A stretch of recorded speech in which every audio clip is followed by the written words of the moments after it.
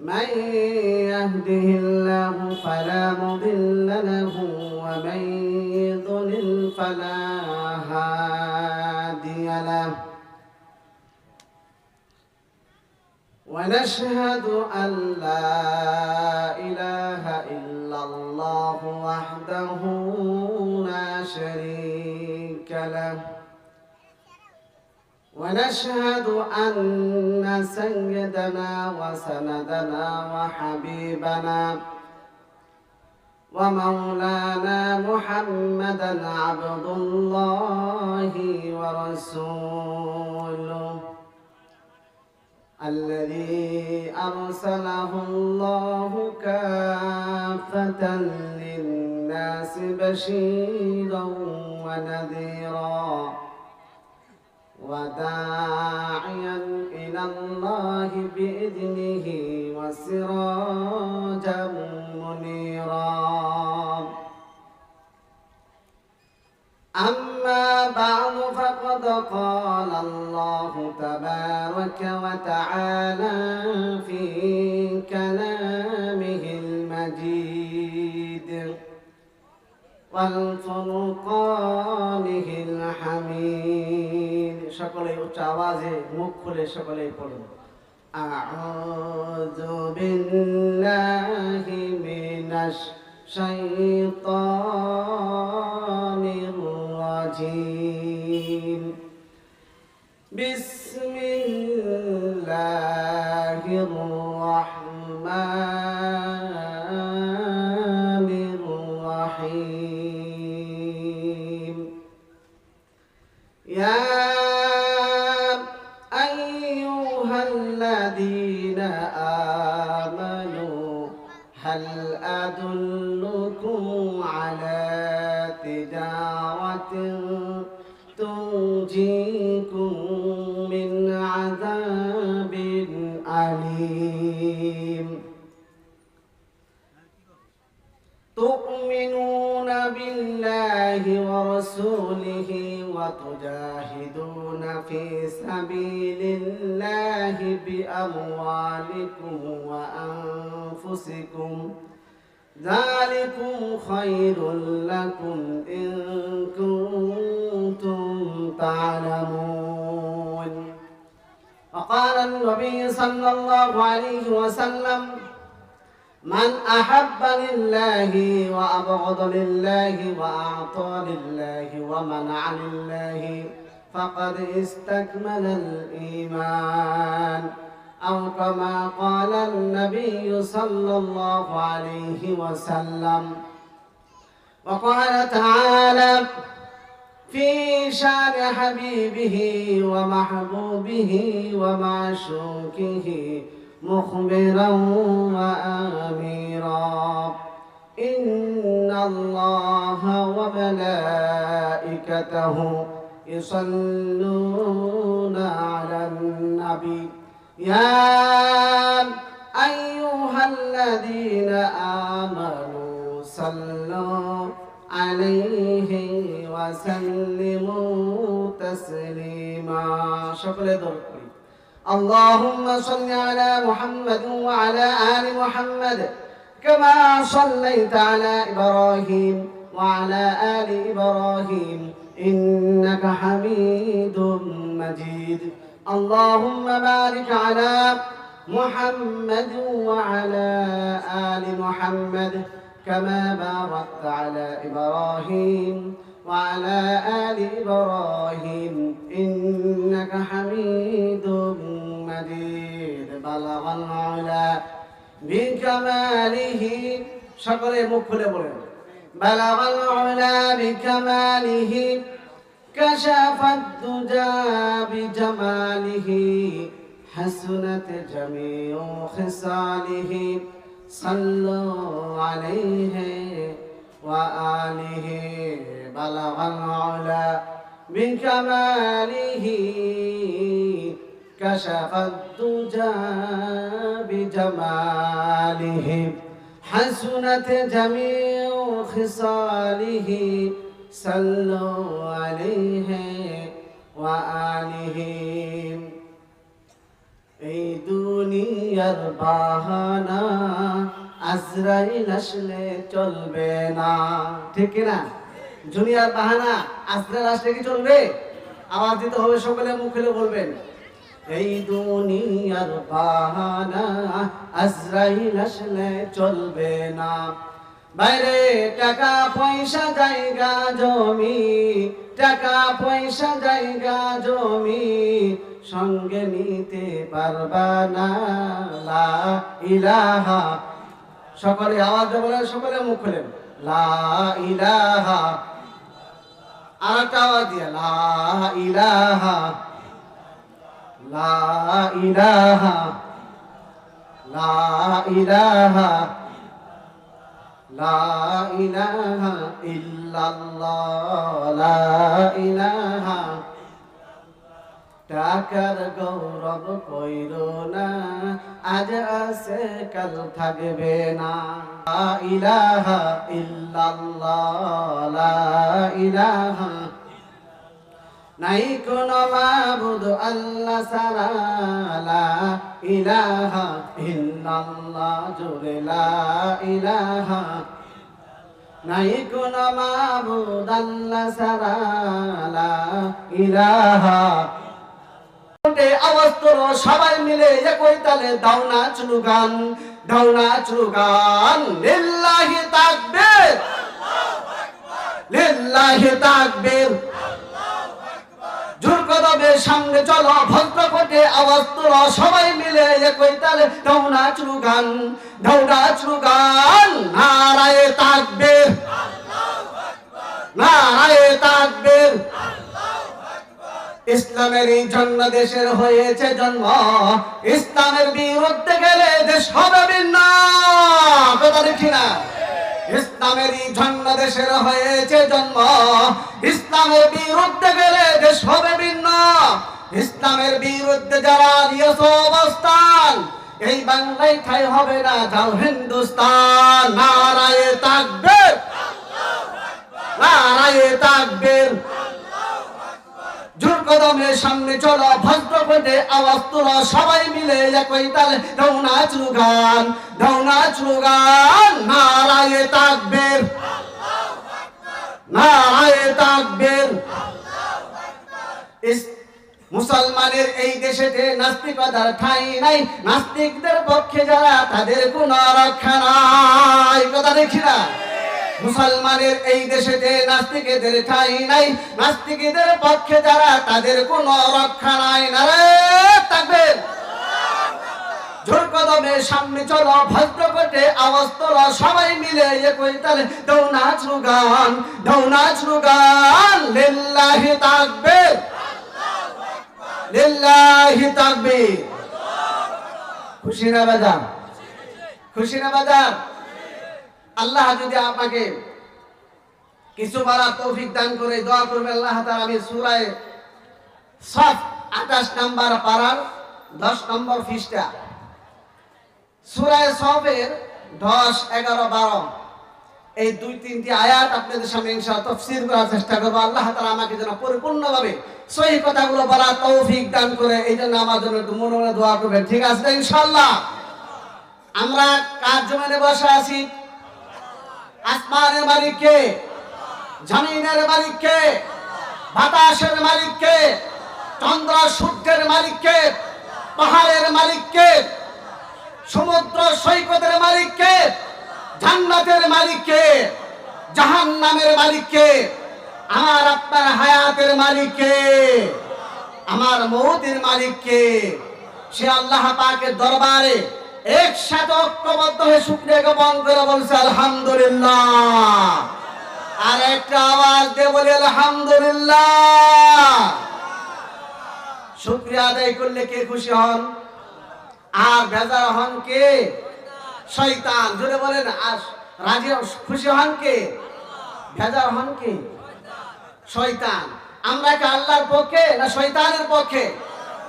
আল্লাহর পক্ষে। যে আল্লাহ আপনাকে আমাকে সৃষ্টি করেছেন, যে আল্লাহ আপনাকে আমাকে সারা বিশ্বের মধ্য থেকে বাংলাদেশে জন্মগ্রহণ করেছে, যে বাংলাদেশে 195 লাখ মুসলমানের দেশ, এই দেশের ভিতরে শুধু মুসলমান আর মুসলমান, যে দেশের ভিতরে কোরআনের আলোচনা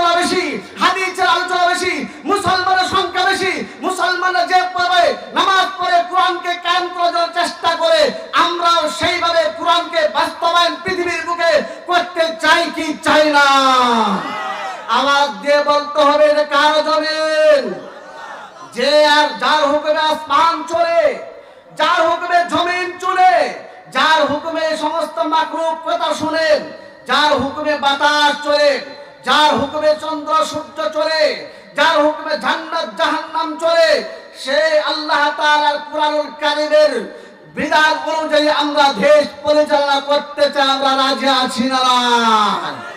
আওয়াজ দিয়ে বলতে হবে মুসলমান ভাগের বাচ্চার মতো গর্জন দিতে হবে। যেভাবে গর্জন দিলেন সামিয়ানাকে অতিক্রম করে সাত আসমান পাড়ি দিয়ে আল্লাহ তাআলা আরশে মহল্লা পর্যন্ত পৌঁছে যাবে। এই জন্য আমরা আবার শুকরিয়া আদায় করে বলছি আলহামদুলিল্লাহ। খুশি না বেজার?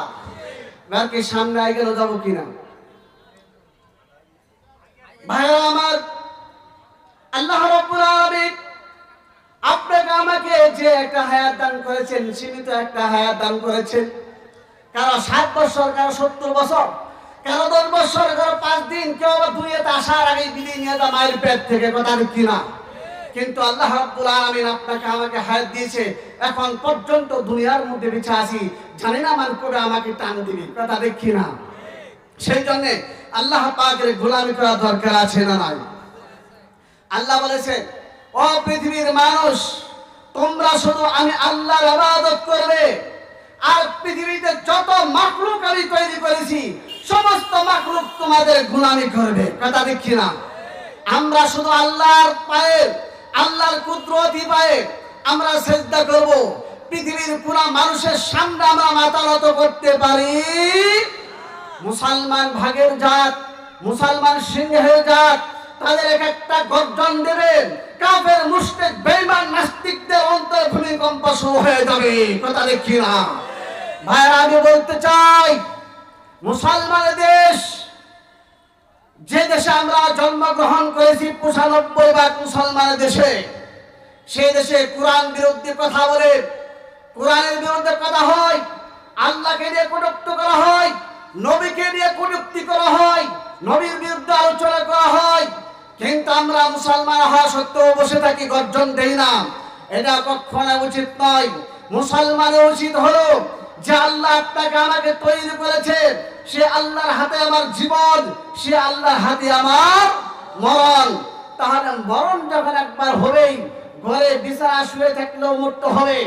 আপনি যদি হাসপাতালে মরণ লাগতে পারে, রাস্তাও মরণ লাগতে পারে, মরণ যখন হবে তাহলে আমার মরণটা যেন কুরআন অনুযায়ী হয়, হাদিস অনুযায়ী হয়, আল্লাহর পথে আমার মরণ হয়, এরকম চাই কি চাই না?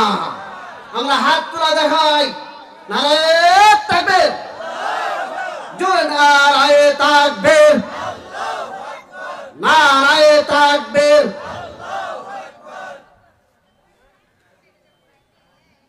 আমি আপনাদের সামনে সূরা সফ থেকে আমি তেলাওয়াত করেছি। আল্লাহ তাআলা চমৎকার বয়ান করেছেন, ইয়া আইয়ুহাল্লাযীনা আমানু হাল আদুল্লুকুম আলা তিজারাতিন তুনজিকুম মিন আযাবিন আলীম।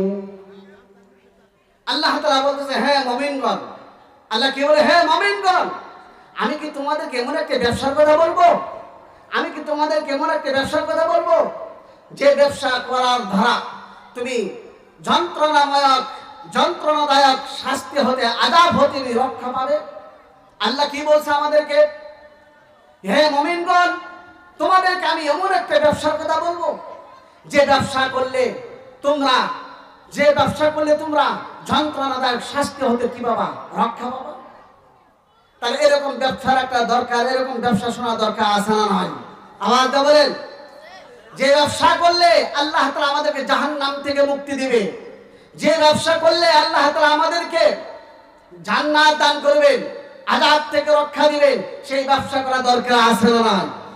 দুনিয়াতে ব্যবসা করতে গেলে টাকা লাগে, সময় লাগে, জান লাগে, সময় দিতে হয়, টাকাও লাগে। আল্লাহ তাআলা এমন একটা ব্যবসার কথা বলছেন যে ব্যবসার ভিতরে জান দিতে হবে, মাল দিতে হবে। আমরা দেওয়ার রাজি আছি না নাই? আওয়াজ দেওয়ার দিতে রাজি আছি না নাই? দুনিয়ার ব্যবসার ভিতরে লস হওয়ার সম্ভাবনা আছে না নাই? ব্যবসা কারে কয়? লস এবং লাভ দুটোটাই আছে, আছে না নাই? দুটোটাই আছে। কিন্তু আল্লাহ রাব্বুল আলামিন এমন এক ব্যবসার কথা বলে দিয়েছেন যে ব্যবসার ভিতরে লস নাই, কোনো লোকসান নাই, শুধু লাভ আছে। কি আছে? শুধু লাভ আছে। মুসলমান আজকে শুনে যান কোন ব্যবসার কথা আল্লাহ রাব্বুল আলামিন বলে দিয়েছেন। সকলে কান লাগিয়ে শুনেন। আল্লাহ রাব্বুল আলামিন বলেন, তুমিনুনা বিল্লাহি ওয়া রাসূলিহি ওয়া তুজাহিদুনা ফি সাবিলিল্লাহি বিআমওয়ালিকুম ওয়া আনফুসিকুম যালিকুম খায়রুল লাকুম ইন কুনতুম তা'লামুন। মারহাবা। আরেকটা আওয়াজ হলো মারহাবা। সেই ব্যবসাটা হলো আল্লাহ রাব্বুল আলামিন বলতেছেন, তোমরা আল্লাহ এবং তার রাসূলের প্রতি ঈমান আনো। যারা আল্লাহ আল্লাহ রাসূলের প্রতি কি আনবে? ঈমান আনবে। তা আমরা যারা এখানে আছি, আমরা আল্লাহর প্রতি ঈমান আনছি কি আনি নাই? আমরা আল্লাহ রাসূলের প্রতি ঈমান আনছি কি আনি নাই? আমরা ঈমান না আনলে প্যান্ডেলে আসতাম না, আমার মাথায় টুপি উঠতো না, আমি নামাজ পড়তাম না।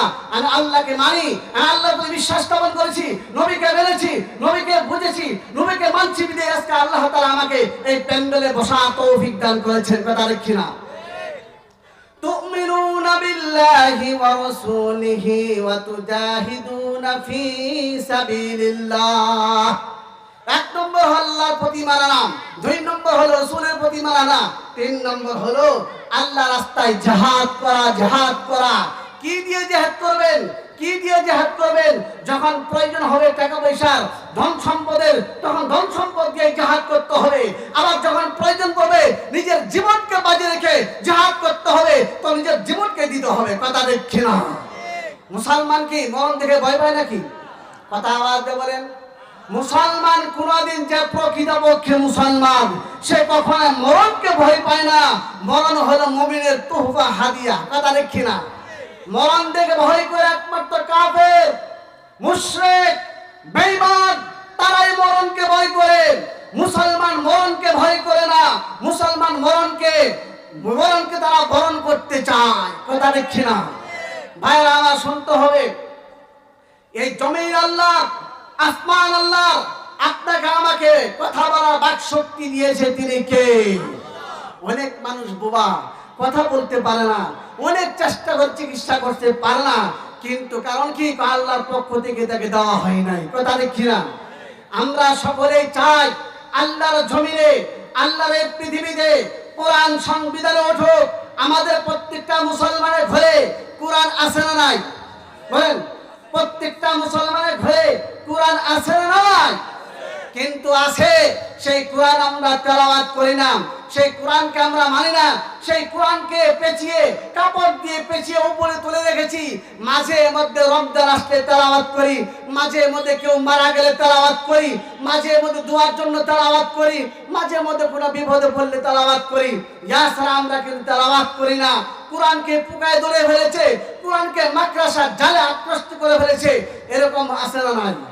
কিন্তু নয়, এই কোরআন তো প্রত্যেকটা মানুষের অন্তরে থাকবে, প্রত্যেকটা মানুষের ঘরে থাকবে। শুধু তাই নয়, এই কোরআন মানুষের 14 কোটি 18 কোটি মানুষের সংসদে থাকবে ইনশাআল্লাহ। কথা দেখি না?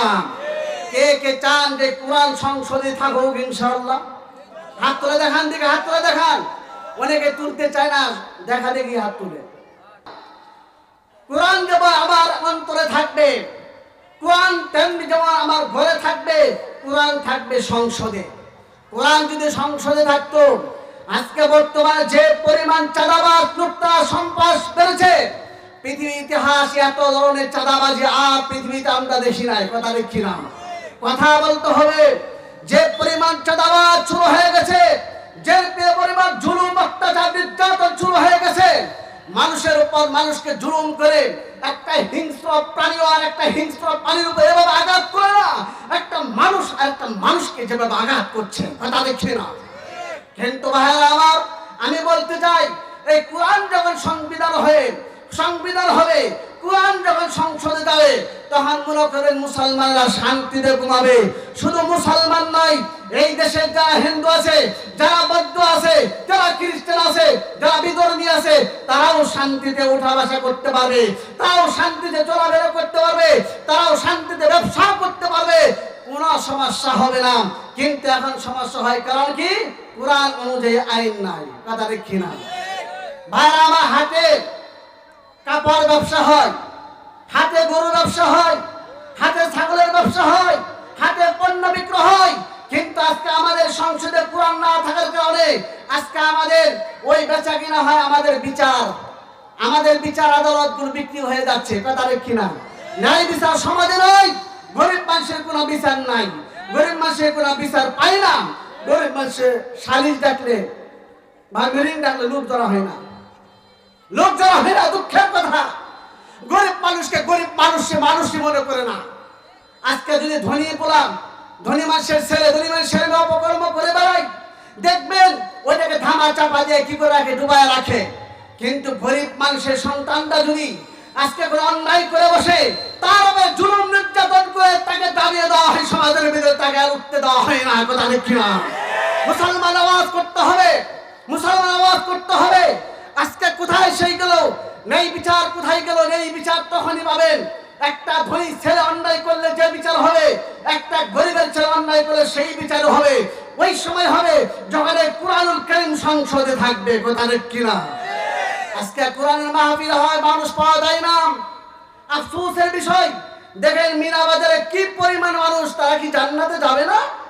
তাদের কি জান্নাতে যাওয়ার আশা নাই? আসে, কিন্তু আল্লাহ তাআলা ওনাদের থেকে আমাদেরকে কবুল করেছেন। সুবহানাল্লাহ। আমরা যে প্যান্ডেলে বসতে পেরেছি, খুশি না বেজার? আওয়াজ দিয়ে বলেন, খুশি না বেজার? অল্প না বেশি? বেশি না? আমরা জান্নাতি না জাহান্নামী? জান্নাতি। আমরা জান্নাতি না জাহান্নামী? জান্নাতি। ও আল্লাহ, জান্নাতি বলে তো তুমি আমাকে পছন্দ করে এই ঘর থেকে ডেকে নিয়ে এসো প্যান্ডেলের ভিতরে। কথা দেখি না, আমরা মুসলমান, আমরা মুসলমান। জাগো জাগো মুসলমান, হও বাতিলের জং। শুধু ৩১৩ জন মুসলিম থাকলেই বিশ্বটা জয় সম্ভব। কথা দেখি না, জাগো জাগো মুসলমান, হও বাতিলের জং।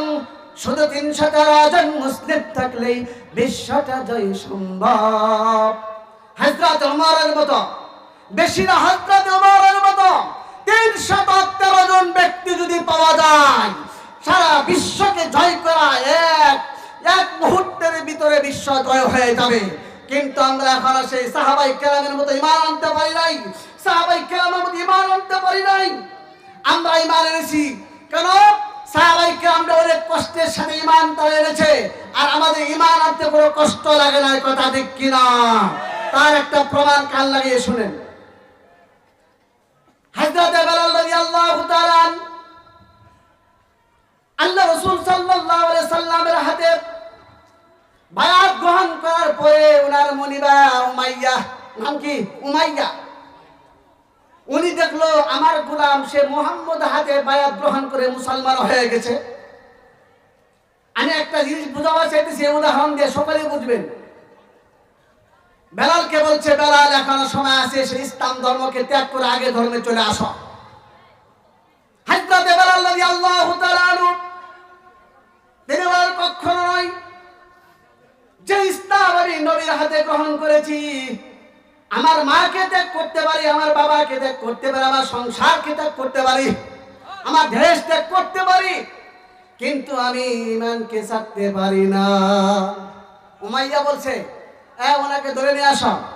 তার হাত পা বেঁধে দেওয়া হলো, সমস্ত কাপড় শরীর থেকে খুলে ফেলা হলো এবং উত্তপ্ত বালুর ভিতরে শুয়ে দেওয়া হলো। বেলালকে প্রহার করা হচ্ছে। ও বেলাল, তুমি ঈমান ছেড়ে দাও। বেলাল বলছে, আমার জীবন থাকতে, আমার দেহের ভিতরে এক ফোঁটা রক্ত থাকতে আমি বেলাল ঈমান ছাড়বো না। তারপরে বলা হলো, বেলালকে ইচ্ছা মতো পিটাও। বেলালের রক্তের কারণে ঘামছে, তাকে পিটানো হলো এবং সে মুখ দিয়ে বলতেছে, আল্লাহ আহাদ আহাদ আহাদ বলতেছে। উমাইয়া বলছে, তার জিহ্বার ভিতরে লোহা দাবাই দাও, লোহা লোহা। একটা মানুষের জিহ্বার ভিতরে লোহা দাবাই দিলে সে কি আওয়াজ করতে পারবে? কথা সুন্দর করে শুনবেন, এদিক সেদিক কেউ কান দেবেন না।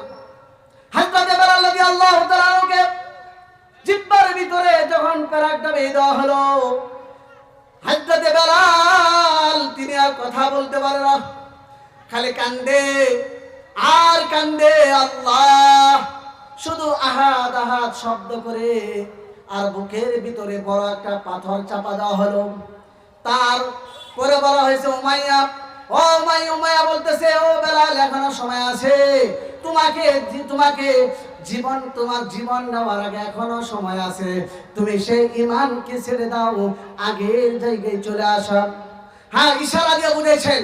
হযরত বেলাল বলেন, আমি যে ধর্ম গ্রহণ করেছি, আমার দেহ থেকে জীবন বের হয়ে যেতে পারে, জীবন বের হয়ে যেতে পারে, ঈমান বের হবে না। কথা দেখছি না? ও মুসলমান, এটা হলো মুসলমান, এই হলো মুসলমান, যে সাহাবায়ে কেরামের মতো যার ঈমান থাকবে, পৃথিবীর সে মাকে হারাতে রাজি হবে, বাবাকে হারাতে রাজি হবে, সন্তানকে হারাতে রাজি হবে, সন্তান ধন সম্পদকে হারাতে রাজি হবে, কিন্তু ঈমান হারাতে রাজি কেন? ঈমান তারা সাহাবায়ে কেরাম অনেক কষ্টের মাধ্যমে অর্জন করেছে, কিন্তু আমি তো কষ্টের মাধ্যমে অর্জন করি নাই। আমার বাবা মুসলমান, আমি মুসলমান, কথা দেখি না?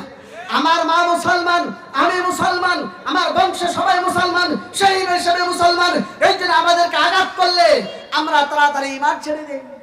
কিন্তু সাহাবায়ে কেরাম তার মাকে ত্যাগ করে ঈমান এনেছে, তার সংসারকে ত্যাগ করে ঈমান এনেছে, তার সমস্ত চোদ্দ গোষ্ঠীকে ত্যাগ করে ঈমান এনেছে, ধন সম্পদকে, ব্যবসা বাণিজ্যকে ত্যাগ করে ঈমান এনেছে। তাদের ঈমান আনতে অনেক কষ্ট মুজাহাদা লাগছে, সেই জন্য তার ঈমান ছাড়তে পারে না। কিন্তু আমাদের ঈমান আনতে কষ্ট লাগে না, কথা দেখি না? যে ব্যক্তি 1 টাকা কামাই করে আনছে, ওই টাকাটা খরচ করতে কঠিন, আর বাপে যেটা দিছে ওইটা কিন্তু খরচ করতে কঠিন নয়, কথা দেখি না? আমরা ঈমান পেয়েছি, কোন আমরা ঈমান পেয়েছি কায়দা থেকে পয়লা, কায়দা আমানতু বিল্লাহি ওয়া মালাইকাতিহি ওয়া কুতুবিহি ওয়া রুসুলিহি ওয়াল ইয়াউমিল আখির ওয়াল কদরি খাইরিহি ওয়া শাররিহি মিনাল্লাহি তাআলা ওয়াল বা'থি বাদাল মাউত। কথা দেখি না? এটা কোথায় লেখা আছে? কোথায় লেখা আছে? কায়দার ভিতরে। আমরা কায়দার মধ্যে পড়ে মুসলমান হয়েছি, কিন্তু সাহাবায়ে কেরাম কায়দার ভিতরে পড়ে নাই। তারা ডাইরেক্ট আল্লাহ রাসূলের হাতে বায়াত গ্রহণ করে ইসলাম ধর্ম গ্রহণ করেছে। ওই সাহাবায়ে কেরামের মতো যদি 313 জন মানুষ এখনো যদি আমরা কি করতে পারি, ঈমান আনতে পারি, এই বিশ্বকে জয় করা ব্যাপার না, কথা দেখি না? জাগো জাগো মুসলমান হও, বাতিলের জং, শুধু 313 জন মুসলিম থাকলেই বিশ্বটা জয় সম্ভব। নারায়ে তাকবীর, নারায়ে তাকবীর, নারায়ে তাকবীর। আল্লাহ তাআলা বলেছেন, তোমরা আল্লাহর প্রতি ঈমান আনবে, আল্লাহ রাসূলের প্রতি ঈমান আনবে, ওয়া তুজাহিদুনা ফি সাবিলিল্লাহি বিআমওয়ালিকুম ওয়া আনফুসিকুম, তোমরা জিহাদ করবে আল্লাহর রাস্তায় জান এবং মাল দিয়ে। বলেন কি দিয়ে? জান এবং মাল দিয়ে কি করতে বলছে? জিহাদ করতে বলছে। যে সময় টাকার প্রয়োজন হবে, যে সময় ধন সম্পদের প্রয়োজন হবে, তখন ধন সম্পদ দিয়ে জিহাদ করতে হবে। যখন ধন সম্পদ প্রয়োজন হবে না, মানুষের প্রয়োজন হবে, তাজা রক্তের প্রয়োজন হবে, তখন তাজা রক্ত দিয়ে, জীবন দিয়ে দ্বীন ইসলামকে রক্ষা করতে হবে। মুসলমানের কর্তব্য, কথা কিনা? সেই রক্ত দিয়ে, সেই জীবন দিয়ে সাহাবায়ে কেরাম যেরকম ভাবে জীবন দিয়ে ইসলামকে টিকে রেখেছেন, ওই রকম ভাবে আমাদেরকে জীবন দিতে হবে। এবং এই জীবন দিতে কে কে রাজি আছেন হাত তুলে দেখান। ইয়া আল্লাহ, তুমি আমাদের সকলকে কবুল করো। আমরা জান্নাতে যেতে চাই না জাহান্নামে যেতে চাই? আমরা জান্নাতি না জাহান্নামী? জান্নাত কেমনে দিবে? না, জান্নাত এমনি দিবে না। আপনার ঘরে একজন সকালে কাজে লাগছে, কামলা নিছেন, 500 টাকা দিবেন, কাজ ছাড়া না কাজ করার পরে? মাগরিবের পরে না জোহরের আগে টাকা দিবেন? মাগরিবের পরে, কারণ কাজ যখন সম্পূর্ণ হয়ে যাবে তখন আপনি টাকা দিবেন। আল্লাহ রাব্বুল আলামিন পৃথিবীর বুকে আপনাকে আমাকে প্রেরণ করেছেন এমনি নয় যে আসমান বুক করব, জমিন বুক করব, বাতাস বুক করব, আর আমার মন চাই জিন্দেগি চলবো, ইবাদত করব না, এমন নয়। আল্লাহ বলেছে তোমার জান মাল দিয়ে জিহাদ করো, তারপর তোমাকে আমি জান্নাত দেব, এমন জান্নাত দেব যে জান্নাতের কথা আল্লাহ রাব্বুল আলামিন সামনে রেখেছেন। যালিকুম খায়রুল লাকুম ইন কুনতুম তা'লামুন। সুবহানাল্লাহ। আল্লাহ রাব্বুল আলামিন বলেছেন যারা নাকি ঈমান আনবে আল্লাহর প্রতি, আল্লাহ রাসূলের প্রতি, জান মাল দিয়ে আল্লাহর রাস্তায় জিহাদ করবে, এটাই হলো তাদের জন্য উত্তম কাজ। এটাই হলো তাদের জন্য কি উত্তম কাজ। ইন কুনতুম তা'লামুন, যদি তোমরা বুঝতে পারো।